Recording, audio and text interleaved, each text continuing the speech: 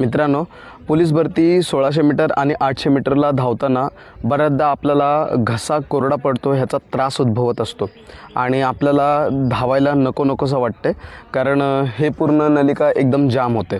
मग ह्यासाठी एक सोल्युशन करा, जे आमचे कोच सर आम्हाला सांगायचे. त्याचं एक बेस्ट सोल्युशन आहे, ते म्हणजे एक लवंग घ्यायची आणि धावण्यापूर्वी ती आपल्या या जिभेखाली ठेवायचे.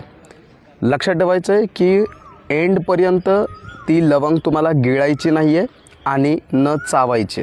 ओके, जर चावलं तर त्याच्यातला रस निघेल आणि तुम्हाला घशाला त्रास होईल, धावायला त्रास होईल, आणि गिळलं तर त्याचासुद्धा त्रास होईल. म्हणून एक लवंग जिभेखाली ठेवा आणि बिंदास 1600 आणि 800 मीटर धावा. बघा, तुम्हाला जो घसा कोरडा पडतो त्याच्यावर सोल्युशन मिळेल. थँक्यू. जय हिंद आणि सगळ्यांना भरतीसाठी ऑल द बेस्ट.